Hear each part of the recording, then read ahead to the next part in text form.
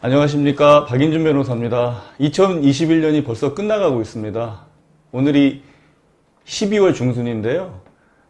정말 시간 빠른 것 같아요. 특히나 올해는 더 빨리 지나간 것 같습니다. 남은 시간 2021년 잘 마무리하시고 2022년에는 하시고자 하는 일 다 승승장구하시길 기원하겠습니다. 그리고 박 대리 오늘 뭐 궁금한 거 있다고 아까 또 얘기했던 것 같은데 오늘은 또 뭐가 궁금해요? 요즘 데이트 폭력이 많아져서 네. 데이트 폭력에 대해 여쭤보려고 하는데요. 요즘 데이트 폭력 스토킹 사건들이 많이 들어오고 스토킹은 뭐죠? 스토킹 사건들이 많이 들어오고 있잖아요. 예.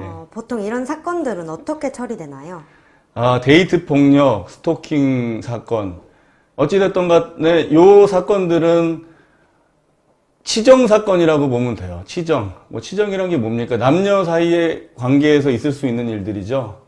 근데 이제 스토킹 처벌법은 아무래도, 결은 좀 다른 것 같아요. 데이트 폭력 같은 거는, 이를테면은 남녀 둘 사이에 교제를 하다가 그 교제 기간 중에 일어난 어떤 폭력 사건, 협박 사건, 이런 것들을 이제 데이트 폭력이라고 그러고, 스토킹 처벌법은 교제를 하지 않더라도 어떤 사람의 의사에 반해서 계속 그 사람에게 연락을 취한다라든가 따라다닌다라든가 이랬을 때 적용이 되는 법이고, 특히나 스토킹 처벌법은 종래에는 경범죄 처벌법에 의해서 이제 의율되다가 올해 이제 이게 제정이 돼서 시행이 되고 있어요. 그래서 의사에 반해서 계속 쫓아다닌다라든가 뭐 연락을 취한다라든가 이런 식으로 그런다 그러면 이제는 법적인 제재를 받을 수 있다. 이렇게 생각하시면 됩니다. 그러니까 쉽게 말씀드려서 데이트 폭력이라는 어떤 그런 범죄명은 없어요. 그냥 이제 언론에서 이렇게 말을 하는 거고, 실제로 그냥 상해나 폭행죄, 뭐 흉기를 사용했다 그러면 특수상해죄, 특수폭행죄 뭐 이런 식으로 의율이 되는 것이고, 스토킹 처벌법은 스토킹 처벌법에 규정되어 있는 대로 처벌이 됩니다. 다만 이제 스토킹 처벌법에는 응급 조치에 관한, 그리고 임시 조치에 관한 것, 뭐 거리 접근 제한이라든가 이런 내용들이 규정이 되어 있다는 점, 이런 점들이 조금 일반적인 상해 폭행 사건과는 다르다고 할 수가 있겠죠. 그러면 보통 언제 이런 일들이 생기나요? 오늘의 논의는 교제하는 사람의 한정을 해서 말씀을 한번 드려볼까 해요. 왜냐하면 교제하지 않는데 뭐 남자가 여자를 쫓아다닌다라든가 이런 거는 이제 스토킹 처벌법으로 처벌이 되는 것이고, 오늘의 어떤 한정되는 것은 교제하는 중에 일어나는 일, 데이트 폭력을 예를 들어보겠습니다. 보통 이제 그런 것들이 촉발되는 시점은, 물론 서로 간에 의견 충돌도 있고 그렇게 되겠지만은 결론적으로 헤어지자라는 얘기가 나오고 그 부분에 대해서 동의를 하느냐 마느냐로 싸우는 경우가 많고, 그러다 보면 감정적으로 촉발되는 부분들이 많은 것 같아요. 남자가 될 수도 있고 여자가 될 수도 있고, 이별을 통보하면 그걸 받아들이지 못하고 그 전까지는 평탄했던 관계가 뒤틀리는 관계, 이런 관계들이 아무래도 실무적으로 제가 봤을 때는 좀 많은 것 같습니다. 그러면 접근 제한도 가능한 거 맞죠?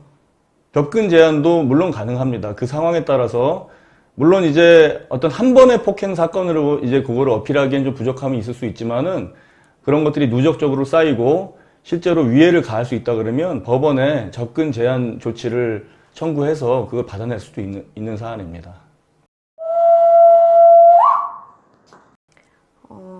그래서 어떤 이성을 만나야 되는지 요즘 참 고민이 되는 것 같아요. 그렇죠. 맞습니다. 진짜 사람이란 게 그런 것 같아요. 좋을 때는 누구나 다 좋죠. 관계가 좋을 때는 다 좋습니다.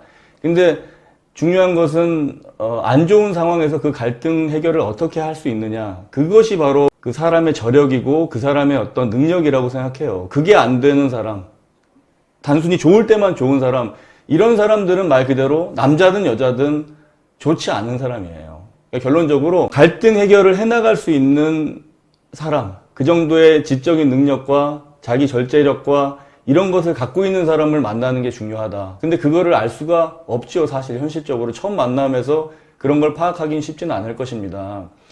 그렇지만은 이제 사귀면서 안 좋은 순간에 그것들을 어떻게 모면해 나가고 그런 것들을 해결해 나가는 모습, 그런 것들을 좀 중점적으로 보시면 될 것 같아요.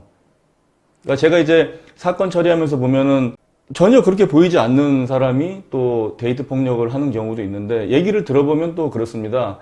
자기는 헌신을 다했는데 여자가 일방적으로 이별 통보하고 차단을 하고 하니까 그런 부분에서 분노가 나서 뭐 이런 일을 저질렀다. 뭐 이렇게 얘기하시는 분들도 계셔요.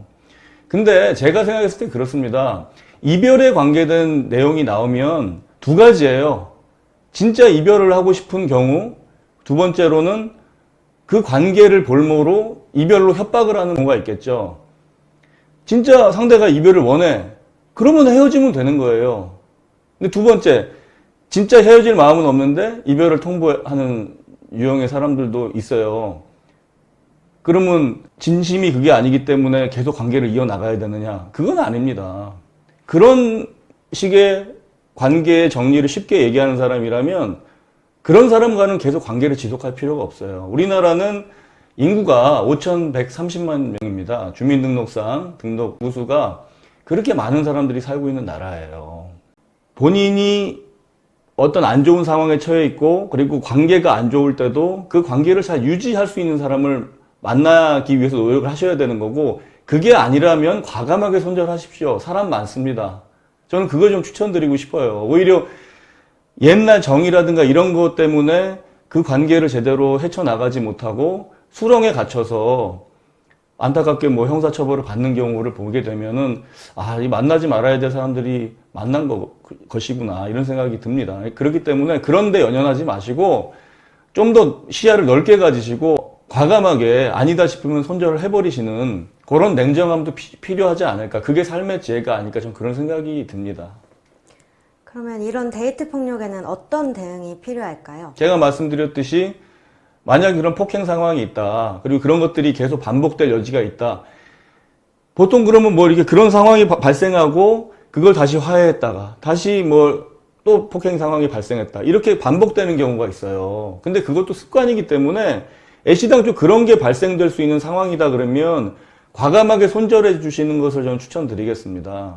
어차피 만나지 말아야 될 사람들이 만났기 때문에 그런 일들이 벌어지는 것이거든요. 그러니까 과감한 대응, 그리고 나중에 형사처벌을 요구하시는 분들도 계세요. 근데 형사처벌의 근본 원칙상, 바로 신고해서 이제 증거 확보해가지고 처벌하는 거하고는 많이 다르죠. 시간이 지났기 때문에 증거의 어떤 신빙성들도 많이 떨어진 상태고 하기 때문에 형사처벌이 제대로 되지도 않을 수도 있고, 때에 따라서는 무고죄로 뭐 맞고소 당할 수도 있기 때문에 애시당초 그런 폭행 상황이 계속 유지될 수밖에 없는 관계라면 애시당초 처음부터 정리하시는 게 맞지 않나 저는 그렇게 생각을 해봅니다.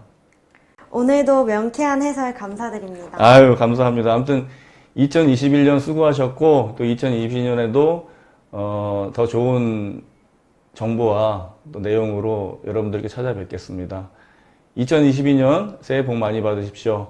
2022년에 새롭게 인사드리겠습니다. 감사합니다.